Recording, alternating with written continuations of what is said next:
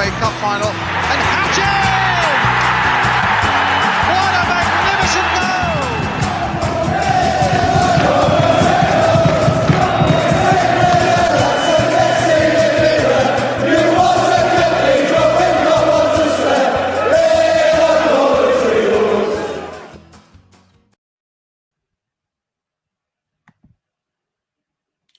Good evening and welcome to All Things Sky Blue match preview against Oxford.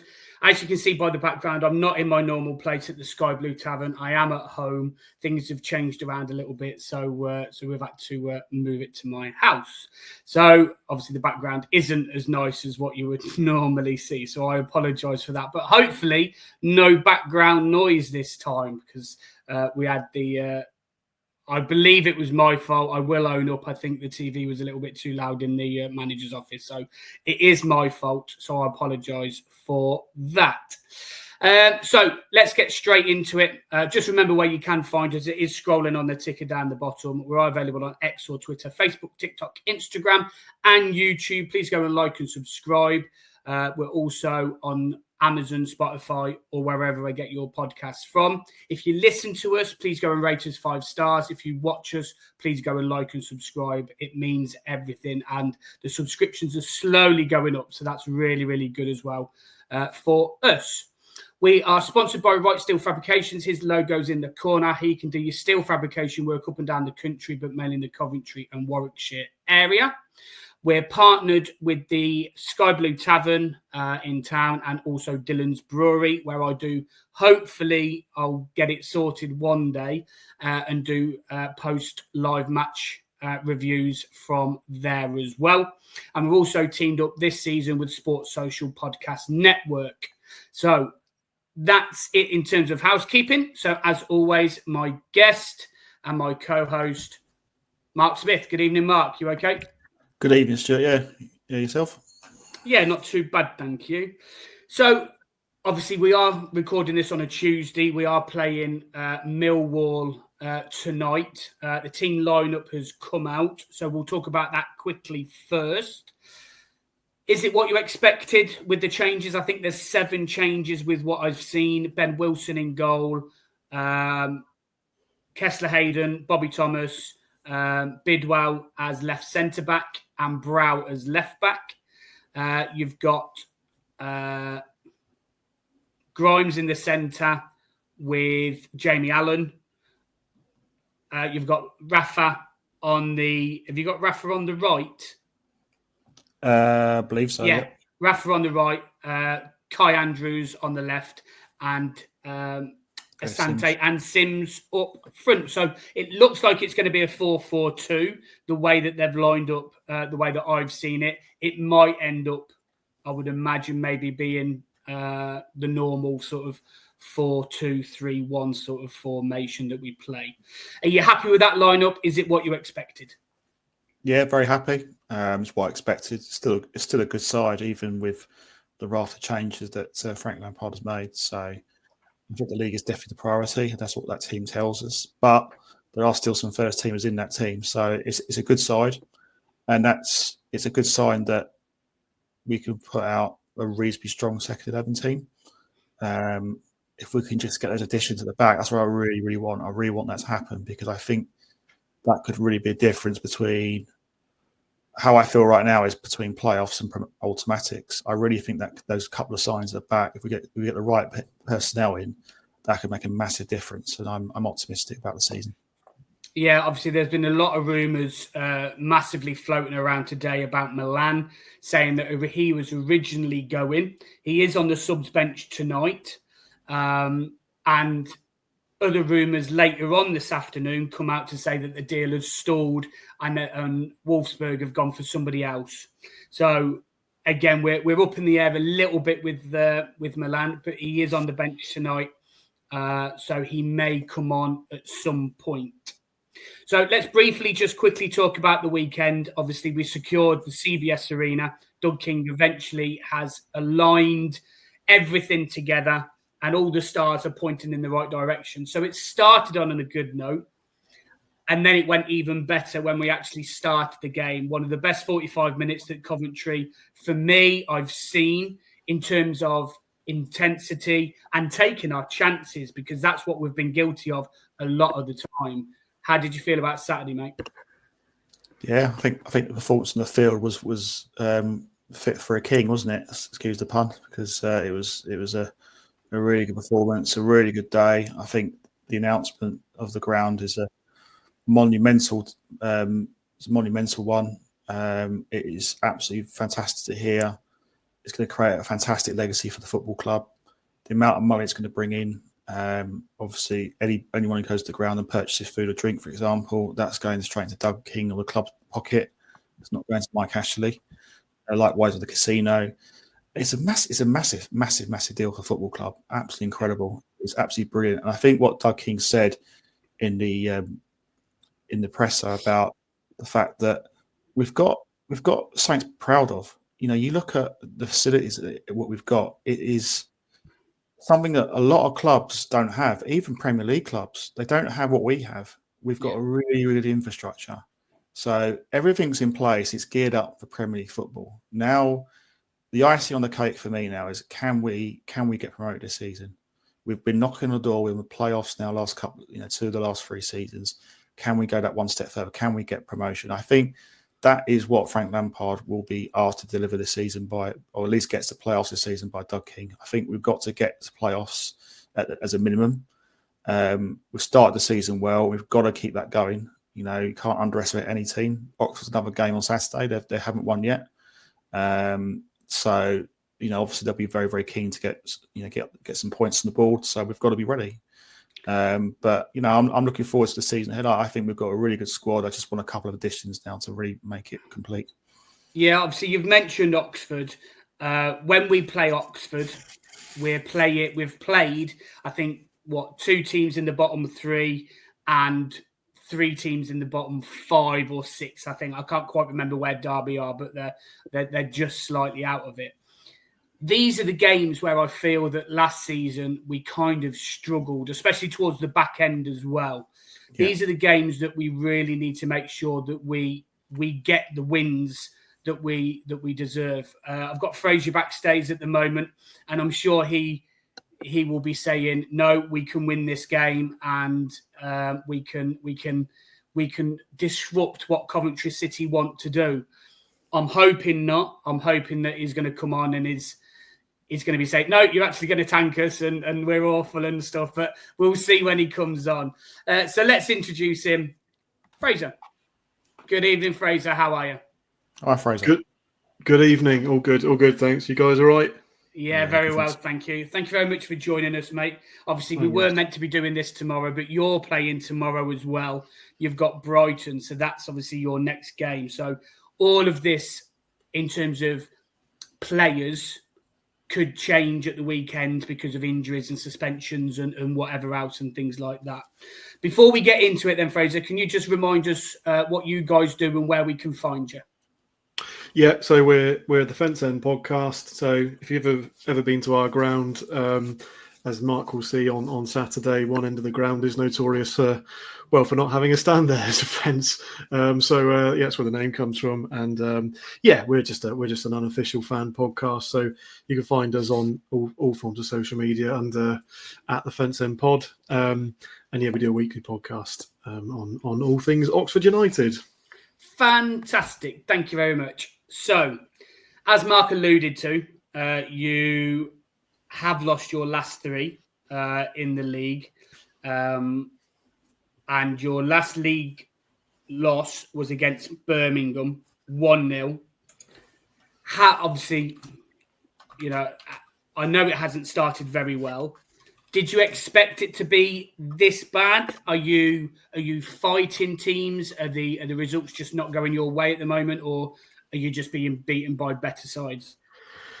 I think being beaten by better sides would be appropriately used for the most recent game against Birmingham. Being completely honest, I'm a diehard Oxford fan, but you have to admit Birmingham, the score didn't reflect really the game. Birmingham should have won, 3-4-0. It was that they were much better than us. Saying that, our forward Mark Harris missed an absolute sitter with about a minute to go, so could have rescued a point. But there we go. The first two games, however, I mean, when the fixtures came out in July or June, whenever they come out, the first two games come up, Pompey and Hull.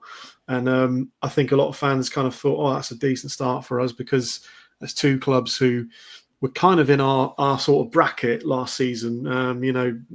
Pompey expectedly, Hull maybe not so, didn't expect to be in that situation. But we lost both of them. We lost the Pompey game was probably a 0-0. It should have been really. It was just an uncharacteristic error from Cameron Brannigan in midfield with a sort of a dodgy back pass.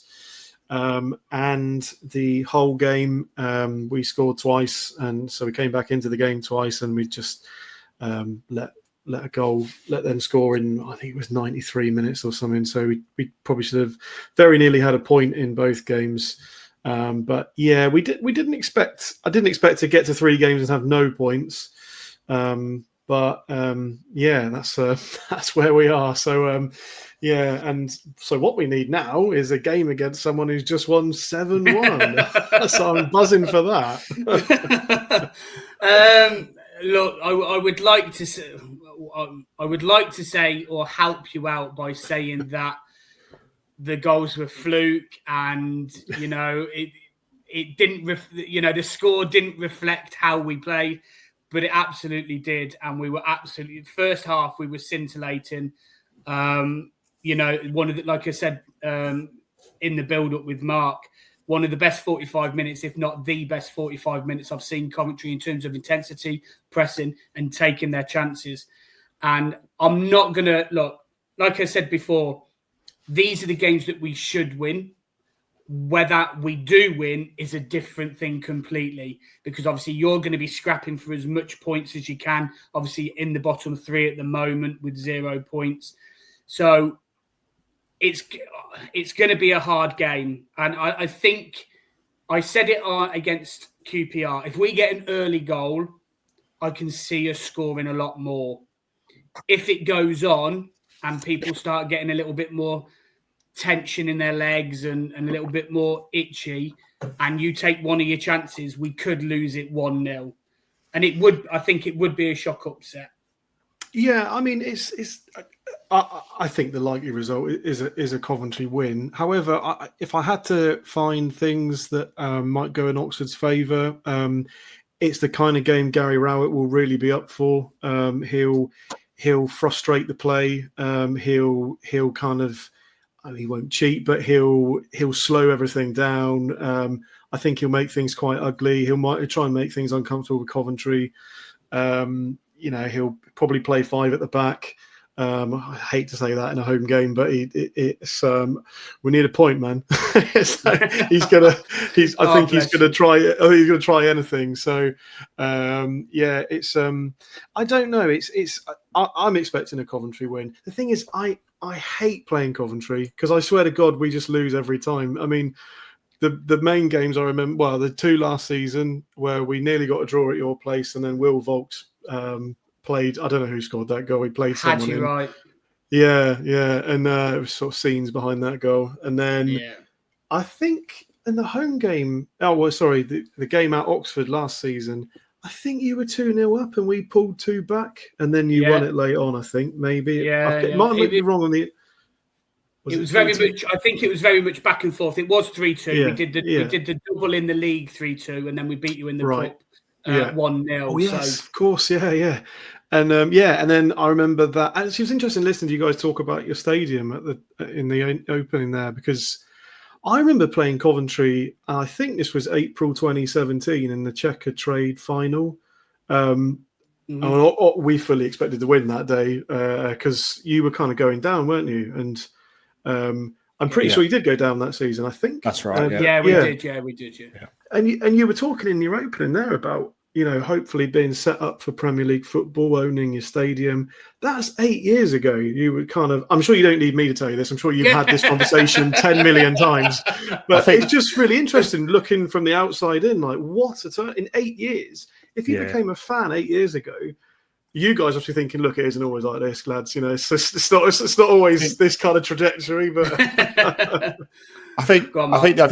think I'd say to that is I think we have been a Premier League club for 34 years. So I mean, I'm from Right. Stuart and I are both from a generation where we've seen us play in the top flight. So Sure, yeah. we've not been, you know, obviously as a young generation of fans, they've only seen Coventry playing in the lower leagues. But Right, I think as a support, we've always had the support there. I think the size of the club is there. We've got everything in place now. It's just about getting the team. They've got to deliver on the pitch now. Hopefully they'll do it this season. Yeah. So you've sorry, I know it's supposed to be about No. the Oxford game, but No, really no, briefly. go on, mate. It's fine. So so Mike actually never owned the club, did he? He only owned the stadium. Basically, what happened was when Wasps basically went into insolvency and they lost everything, Mike Ashley bought the CBS or the Ricoh Arena, and basically he bought it for 17 million. Doug King came in November, I think, and he was like a few hours away of buying it for 25. It had already gone through to the Fraser group. Right. Okay. So they bought it and then we rented it. Now the first initial rental agreement was a 5-year deal. So we had 3 years left of the deal. The end of August, we were going to get fined £10,000 because under the new agreement with the EFL, you have to have a minimum of 10 years agreed if you're in rental accommodation, if you like, really. Yeah. So I think obviously there was a lot of talks in the background with what was going on and stuff. I actually said, I think in 2 years, one of them will own both, whether that's Doug King or whether that's Mike Ashley coming back into football and buying it off Doug King. It just so happened for me, I think the better one got it. I'm not saying that Mike Ashley would have done a bad thing because he left Newcastle in the Premier League in a really, really good state. He left them, you know, so I think that's kind of where that is. But I also believe that Doug King is the right person to take us forward.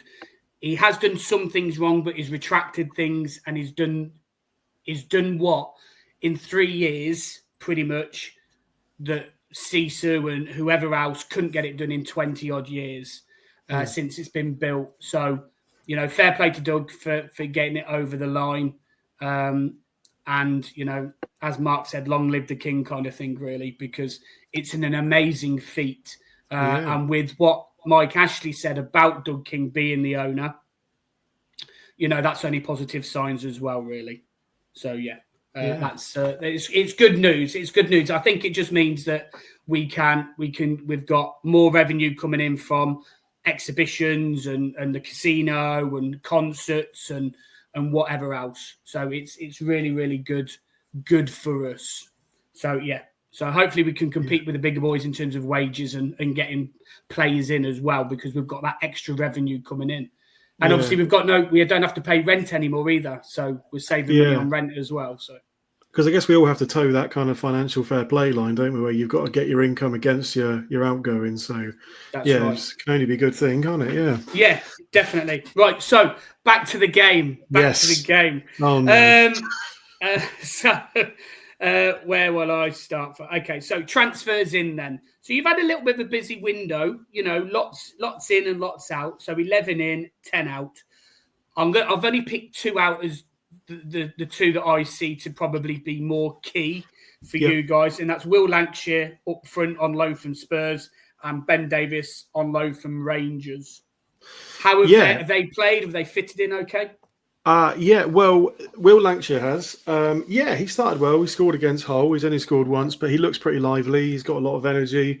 He was on loan at West Brom last year, but I think he only played 2 games, he was there for 11 games. He played collectively like 180 minutes or something like that. But he looks pretty good. Yeah, he looks like someone who could go on to have a big career. He's a bit of a handful. He's only 20, but he's sort of enormous. He's just got really stocky but he looks like a decent player. Sadly, the other one you picked hasn't played yet, Ben Davis.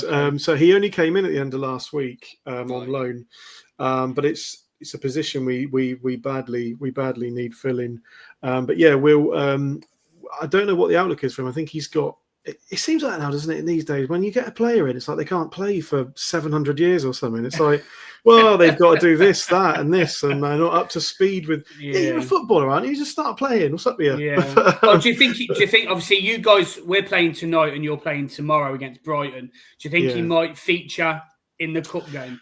Yeah, I think Rowett said after the Birmingham game he might take a few weeks to get up to speed. So I'm not sure if he's going to play or not. In terms of other players that came in, so we saw the first game we got this guy in Brian de Keersmacher as a midfielder. He looked really impressive against Birmingham. Mm-hmm. So he could be one. And then you'll probably see players like Sariki Dembele will play probably. We got him from Birmingham last season. Cameron Brannigan. And then I don't know if he'll play a 5 at the back again. He might do, but you'll probably see either Greg Lee at left back, and then probably Brodie Spencer, Sam Long, Mikael Helik. It's not the kind of we had a disastrous window. It's just that it feels like we've kind of under recruited, and also it's not that we haven't got the money, but I think it's kind of something we were talking about a minute ago, where I think because our owners have covered big losses in the last few seasons, I think we must be close to the line because we're kind of like what you used to be like. We rent our stadium at the moment, so we are building a new one. But I just don't think we have the power to kind of bring a lot of those bigger names in. And you're always going to struggle being Oxford in the Championship. There's not a huge, if it's because we've often lost players to Pompey where the financial offers have been the same to the player, but if you got offered Fratton Park or the Kassam, I'd like to think people would pick the Kassam, but I don't think they will. I think they might pick Fratton Park. As nice as Oxfordshire is to live in, but I think Fratton might win that one. But yeah, no, it's I don't know. I don't know what I'm expecting from Saturday. I mean, there's going to be it could be a backs to the wall mentality where we've just got to try and find something, grind something out, get that first point, and move on from there. Yeah, I don't know. It's going to be an interesting one. I don't know if we're going to recruit any more before Saturday. I think it might come down to, is the deadline Monday at 7 or something? Yeah. So it may come down to that. Yeah, it is an earlier deadline, I believe, because normally it's about 11 o'clock at night, but I think they've moved this forward to like 7. So injuries wise, I've got down at the moment Luke Harris, Ollie Romney, and C Brown. Is there any others, or is any due back? I don't think any will come back before Saturday. Okay. There are there are a few others, but I think what's played so far is probably what you'll see on Saturday. I don't think there'll be any more coming back. Dog wasn't happy about that. Oh no, yeah, someone's just knocked. Sorry about that. No worries. Do you want me to pause or? No, 2 seconds. Okay. All right. Whilst waiting for Stuart. So we'll see. It was always something. Sorry to interrupt. No worries. I thought you'd be away for a while, so I was about to ask a question, but carry on. No, go on. Ask it. I was just going to ask about Mark Harris because he scored. I think he was the top goal scorer last season. What's happened to him?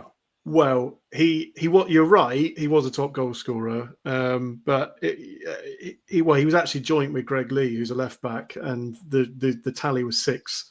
So it's not huge. The thing with Harris is he's kind of one of those players who he runs a hell of a lot and he puts a lot of effort in, but you kind of sit and think, I don't know if he fully cuts it in the Championship, but he was such a key part of our promotion that it kind of feels like he will always be in the side. But and as I was saying at the start, he really should have leveled it up against Birmingham last Saturday. Which if he had done that, my entire mindset would be different now. I mean, because it would have just been. I mean, it was literally there was about 40 seconds to play after that chance. So he should have put something away. But yeah, he didn't start against Birmingham. He came on as a sub. So it kind of tells you, where his standing is at the moment. But yeah, he's not bad, Sparky. But I think I think he's going to have to find his form somehow, because I think he scored against Coventry last season at your place. He scored.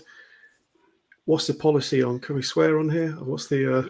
No, go on. Oh, he scored with his bollocks. I think it kind of just bounced off him and rolled in. Yeah, it did. I think. Yeah, so it was a bit of a weird goal. That was at our place, weren't it? I think. That's right. Yeah. It came out of nowhere, and the thing is, when we score goals in the Championship, I don't really care how they go in. It's the ball went in the net. That's the fact that happened. So, 100%. So yeah, there we go. I don't know who else you see. You might see Shemi Placheta on the wing, maybe, and then Will Volks will probably play. But our thing at the end of last season became the Will Volks long throw. That was our threat. So it usually causes chaos in the box. But I'm saying things like slow the play, long throw. It should give you an idea of the kind of game you might be in store for. You haven't mentioned Tyler Goodrum. You haven't mentioned Tyler Goodrum. Yeah, so Tyler's another interesting one where there's a very split opinion about him in the fan base at the moment. Okay. So we recently gave him a new contract, and so clubs invested heavily. But it's funny with fans, isn't it? Our mindset is if we've given them a new deal, they suddenly must be a better player and they must perform amazingly. And it's like, well, it doesn't really work like that. Wages are determined by market forces and whatever else. But the thing is, it's like. He scores some great goals. Like he scored in the first round of the League Cup from 25, 30 yards out. It was a wonderful goal. And he always, every time he scores a goal, it's a really impressive one. But you just kind of watch him sometimes and think, I don't know if he's quite going to cut this level. But he always has a bit of quality about him. But it's just when it's going to appear. I don't know. Yeah. But he's kind of loved in the club because he came through the youth system a bit, and he's been around for a long time. So. Yeah, we'll see. We'll see what he does. Yeah, well, we have been linked with him in the past, especially when Mark Robbins was here. We were linked with him quite a bit. Any questions, Mark? How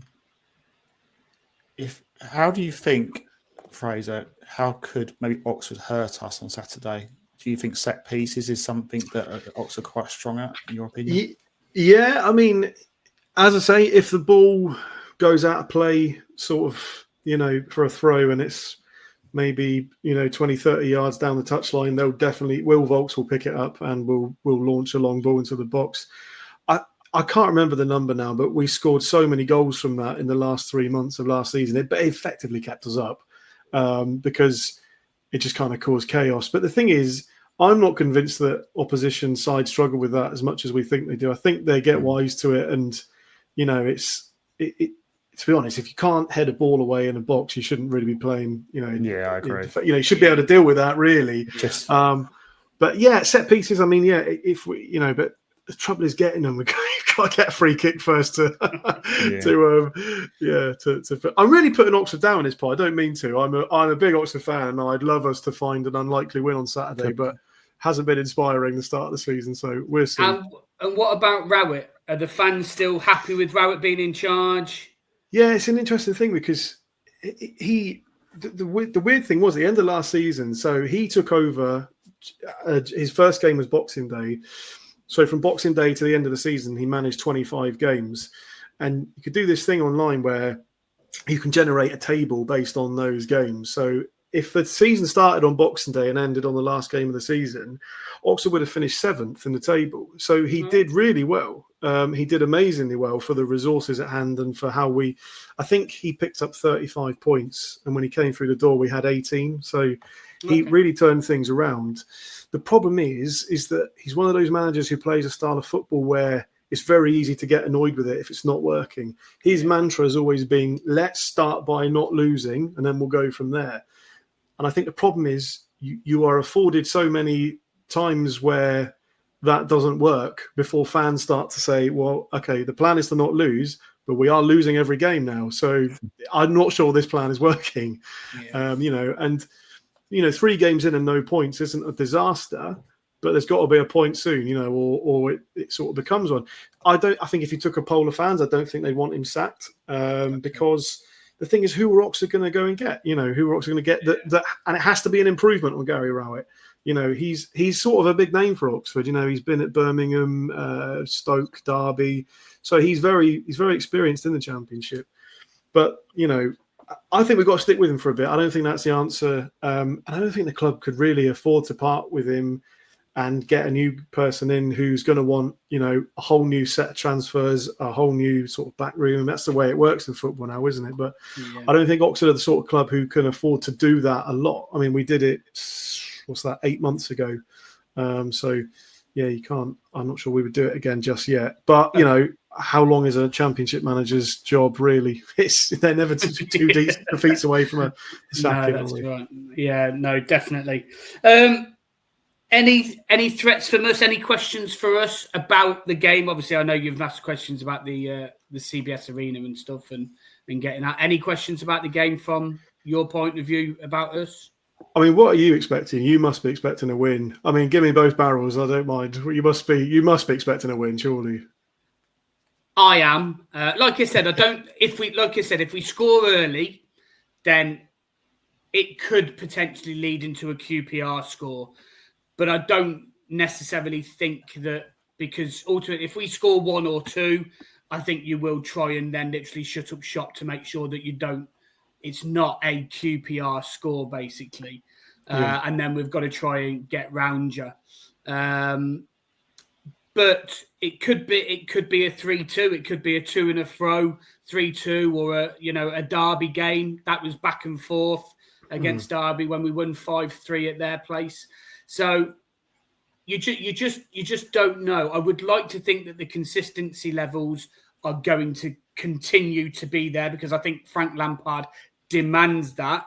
But again, Grimes is playing tonight. If Grimes gets injured, then the midfield becomes a little bit or a lot weaker. So, we've got that to contend with as well, because Ben Sheaf's still out injured, who would probably be his natural replacement. So we'd have to find another way of playing potentially. What do you think, Mark?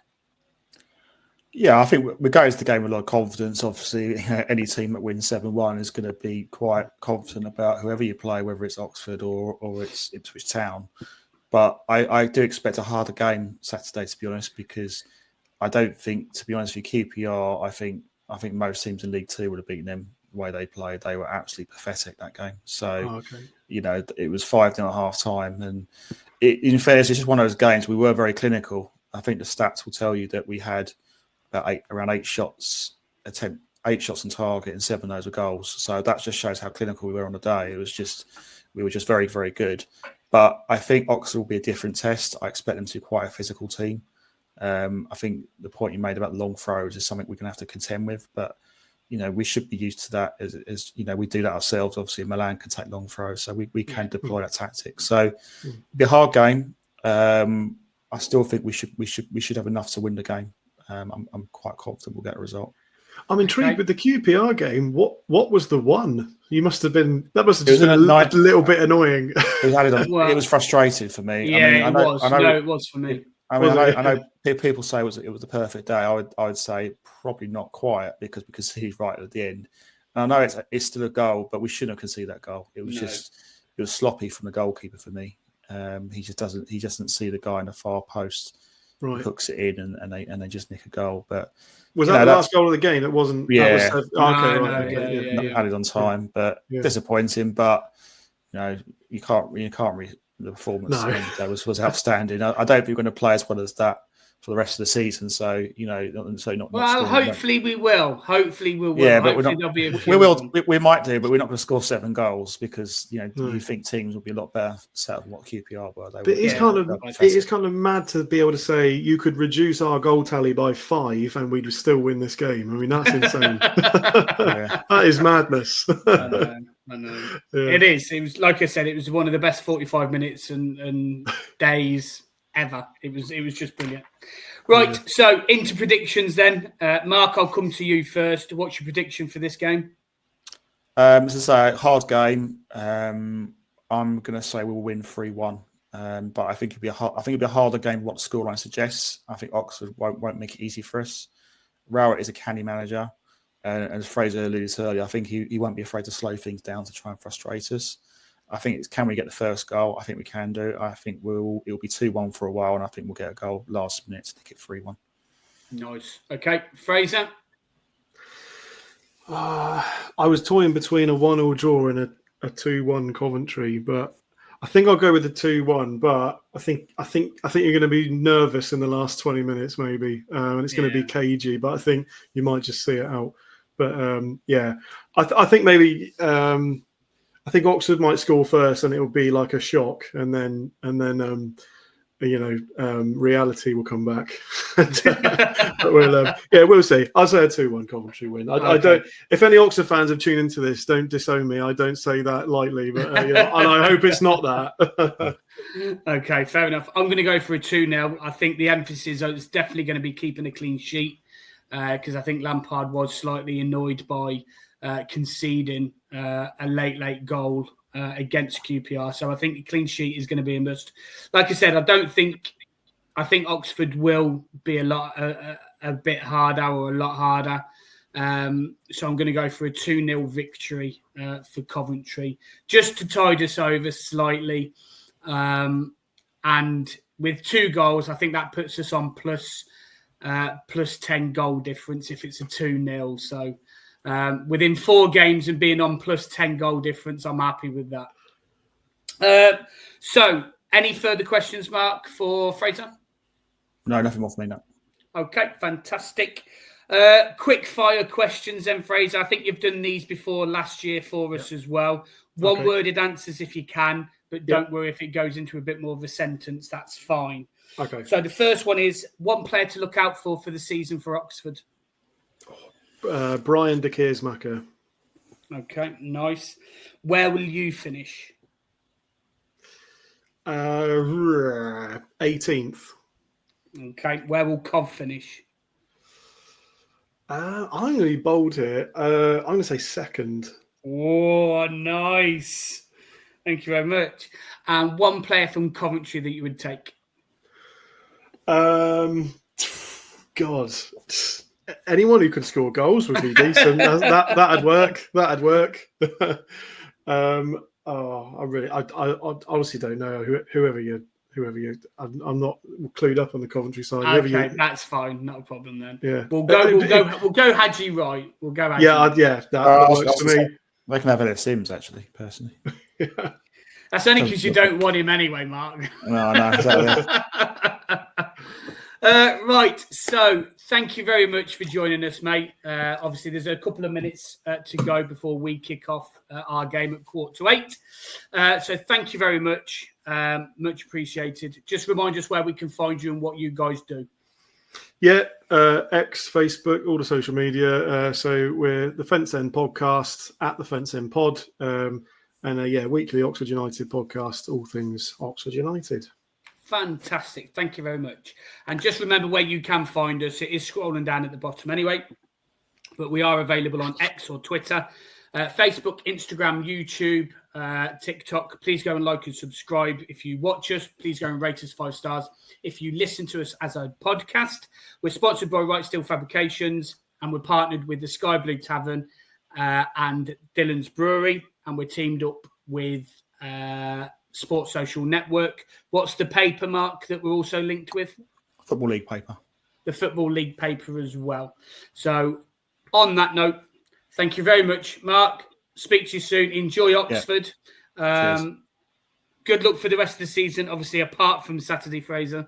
And then when we play you next, obviously. And hope you make it a bit more of a game than QPR did. But thank you very much. Cheers, guys. Cheers. Bye. Cheers.